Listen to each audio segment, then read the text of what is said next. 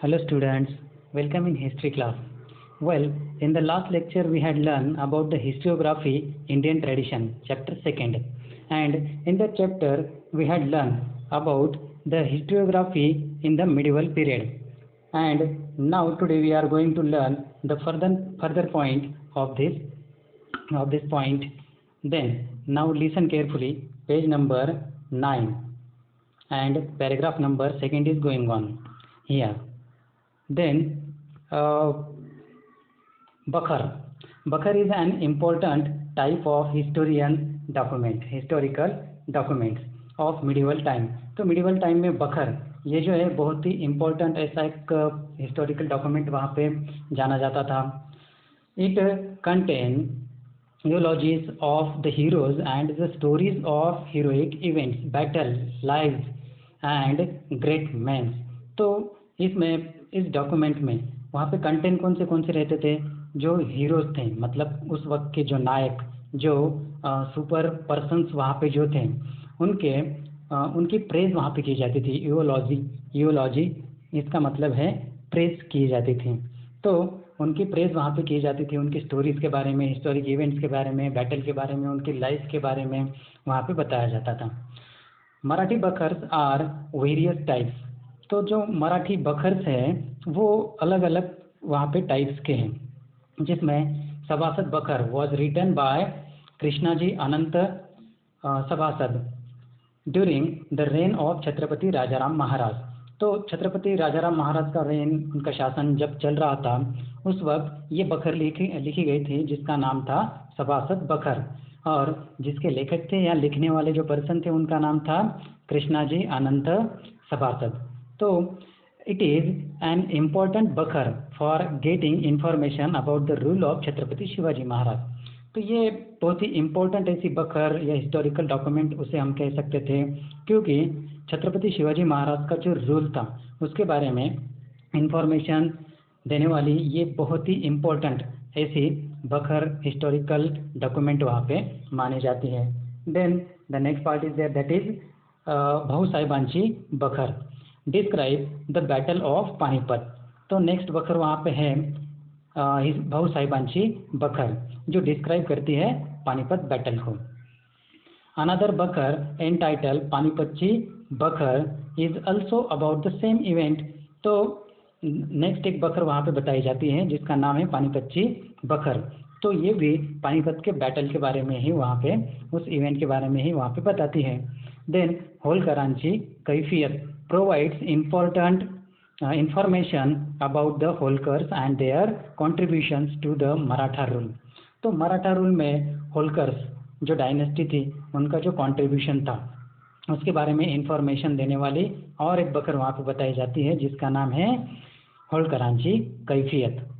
Then बखर्स can be divided into various types such as biographies of kings, dynastic history, description of events, history of the sect, autobiographies, reading grievances based on mythologies and state administration by a king.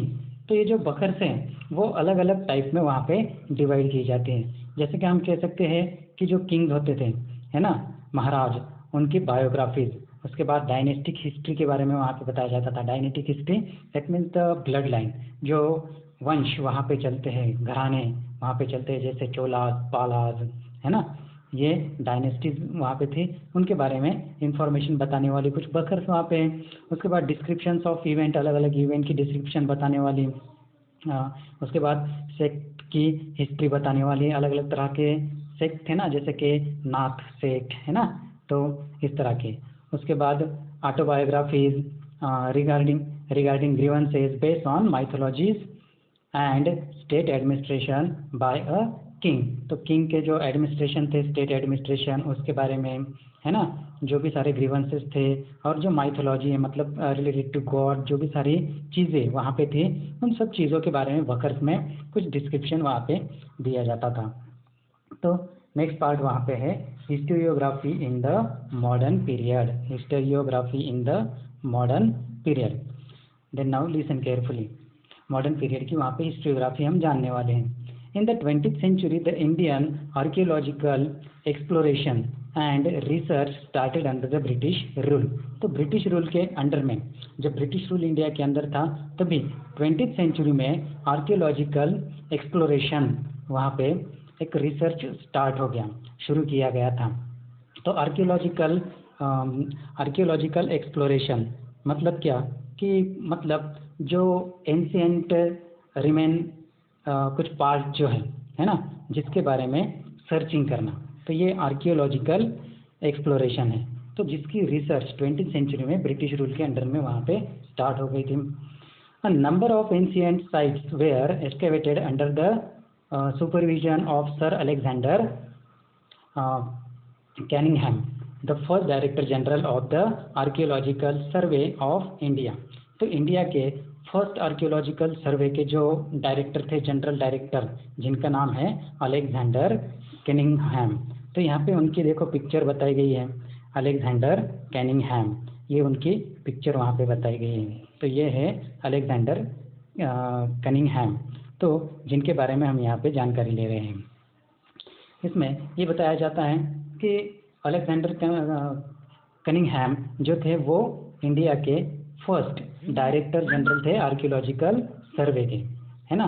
तो उन्होंने बहुत से सारे excavation means digging for the purpose, which type of purpose, to find the remain parts of the ancient civilization और ancient living things.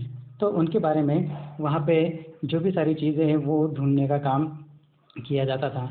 Then he chose mainly a sites mentioned in the Buddhist text for this purpose। तो ये जो मतलब Cunningham थे, उन्होंने जो भी excavation किए वो बुद्धिस्ट टेक्स्ट में, है ना, मतलब जो बुद्धिस्ट राइटिंग जो थे वहाँ पे मेंशन किए गए जो भी सारे साइट्स थे, वहाँ पे उन्होंने एक्सकेवेशन किया, डिगिंग किया कि क्या क्या नीचे जमीन के अंदर मिलता है। Then Harappan civilization was discovered during the tenure of Sir John Marshall। तो सर जॉन मार्शल जो थे उनके मतलब टेनर में, उनके टाइम में वहाँ पे हड़प्पन सिविलाइजेशन को डिस्कवर किया गया। अब ये सर जॉन मार्शल जो है उनकी भी यहाँ पे एक पिक्चर बताई गई है, देखो ये थे सर जॉन मार्शल, है ना, ये सर जॉन मार्शल जिनके मतलब टेनर में, जिनके पीरियड में वहाँ पे हड़प्पन सिविलाइजेशन को डिस्कवर किया गया था। Because of this discovery the antiquity of Indian history could be traced to 3rd millennium BCE और इवन अर्लियर। तो इसी की वजह से, इसी डिस्कवरी की वजह से जो इंडिया की एंटिक्विटी है, antiquity means what do you know, antiquity means the ancient और द मोस्ट एंशिएंट टाइम, तो बहुत ही पुराना टाइम, तो मोस्ट एंशिएंट हिस्ट्री जिसे हम कह सकते थे। तो इंडिया का जो बहुत पुराना समय था, है ना, मतलब जो ट्रेस किया गया था 3rd मिलियम BCE, है ना, बिफोर क्राइस्ट एरा जिसे कहा जाता है, या उससे भी पहले, ये पहले की इंडिया की हिस्ट्री के बारे में वहाँ पे जानकारी वहाँ पे मिल रही थी। Then many British officials in India wrote about Indian history. तो इंडिया की हिस्ट्री के बारे में बहुत से सारे ब्रिटिश ऑफिसर्स ने वहाँ पे लिखा था। There writing display strong influence of the colonial policies of the British. तो उनकी राइटिंग में हमें क्या दिखता है कि उनकी कॉलोनियल पॉलिसी का इन्फ्लुएंस वहाँ पे दिखता है। अब ये कॉलोनियल पॉलिसी पता होगी आपको, 9th स्टैंडर्ड में आपने पढ़ा होगा, है ना। तो कॉलोनीज मतलब ब्रिटिश लोगों ने इंडिया के अंदर अपनी कुछ कॉलोनीज सेटअप की थी, जिसके ज़रिए उन्होंने अपना ट्रेड वहाँ पे स्टार्ट किया था। तो उसका इन्फ्लुएंस हमें उनकी राइटिंग में वहाँ पे दिखाई देता है। Then 3 volumes of the history of British India written by James Mill were published in 1817। तो 1817 में जो जेम्स मिल है, देखो यहाँ पे पिक्चर बताई गई है जेम्स मिल की नीचे, है ना। तो ये जो पर्सन है उन्होंने 1817 में एक बुक वहाँ पे लिखी थी जिसका नाम है the history of British India. This was the first book on Indian history written by British historian. तो जो ब्रिटिश हिस्टोरियन थे उनमें सबसे पहले इंडिया की हिस्ट्री लिखने का काम ये साहब ने मतलब जेम्स मिल ने वहाँ पे किया था। It clearly reflects an absence of objective perspective and prejudice about the various aspect of the Indian culture. तो इसमें भी क्या दिखाई देता था, ये जो जेम्स मिल थे ब्रिटिश हिस्टोरियन, उन्होंने इंडिया के अंदर किस तरह की कमियां हैं, मतलब उसमें किसी भी तरह के ऑब्जेक्टिव, इंडियन कल्चर में किसी भी तरह के ऑब्जेक्टिव पर्सपेक्टिव और प्रेजुडिस वहाँ पे नहीं है, उनकी कमी, ये सारी चीज़ें अपने राइटिंग में उन्होंने बताई थी। Then the history of the India written by Mount Stuart Elphinstone, governor of Bombay, that means today's Mumbai, was published in 1841। तो 1841 में जो उस वक्त के मुंबई के जो गवर्नर थे जिनका नाम है माउंट स्टुअर्ट एल्फिंस्टोन, उन्होंने एक बुक लिखी थी जिसका नाम था द हिस्ट्री ऑफ इंडिया। क्या था उस बुक का नाम? The history of India. किसने लिखी थी, किन्होंने लिखी थी? ये लिखी थी माउंट स्टुअर्ट एल्फिंस्टोन। और वो कौन थे? तो governor of Bombay, that means today's Mumbai, आज की मुंबई के वो उस वक्त के गवर्नमेंट, जो उन्होंने बुक ये लिखी थी वो पब्लिश की थी 1841 में। Then the period of Maratha empire is very important in the Indian history. तो इंडियन हिस्ट्री में जो मराठा एम्पायर का पीरियड वहाँ पे बताया जाता है, मराठा साम्राज्य का जो पीरियड वहाँ पे बताया जाता है, वो बहुत ही इम्पोर्टेंट वहाँ पे माना जाता है। Grand Duff's name stands out among the British officers who wrote about Maratha history. तो मराठा हिस्ट्री के बारे में एक ब्रिटिश ऑफिसर जिनका नाम है ग्रैंड डफ, उन्होंने लिखा था। He wrote the book entitle history of Marathas. तो उन्होंने अपनी एक बुक लिखी थी जिसका नाम उन्होंने दिया था history of Marathas. The book is publish in 3 volumes. तो इस बुक को 3 वॉल्यूम्स में, 3 स्टेट में वहाँ पे पब्लिश किया गया था। तो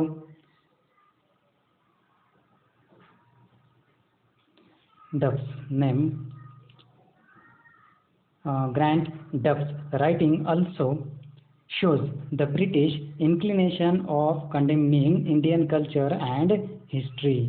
तो मतलब ये जो ग्रैंड डफ थे उनकी राइटिंग में भी ये दिखाई देता है कि जो इंडिया का कल्चर है ना, उसमें किस तरह की कमियां हैं, किस तरह से ये मतलब छोटा है ना, जिसके बारे में झुकाव उनका इस राइटिंग में दिखाई देता है। Toads writing about Rajasthan history. तो टोड्स उन्होंने राजस्थान की हिस्ट्री के बारे में लिखा। उसके बाद the 2 volumes written by William Wilson. तो यहाँ पे 2 स्टेप में या 2 तरीके से वहाँ पे लिखा था विलियम विल्सन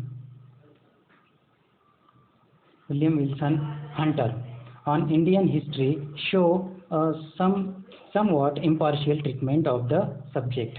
तो यहाँ पे ये जो विल्सन हंटर थे उन्होंने भी इंडिया की हिस्ट्री लिखी, लेकिन इस हिस्ट्री में इस तरह की इम्पार्शियल ट्रीटमेंट बहुत ही कम वहाँ पे दिखाई दी, कुछ हद तक कम वहाँ पे दिखाई दी। Then Nilkanth Janardan Kirtane and Vishwanath Kashinath Rajwade were 2 Indian historians who took upon the task of exposing the limitations of Grand Duff's writing। तो इंडिया के अंदर 2 इंडियन हिस्टोरियंस वहाँ पे थे जिन्होंने अपने हाथ में काम लिया, और जिनका नाम था, वो इंडियन हिस्टोरियंस का नाम था, number 1 is there, that is he is Nilkanth Janardan Kirtane, and second one historian, Indian historian, he was Vishwanath Kashinath Rajwade. तो ये दोनों हिस्टोरियन, इंडियन हिस्टोरियन जो है, उन्होंने अपने हाथ में काम लिया था।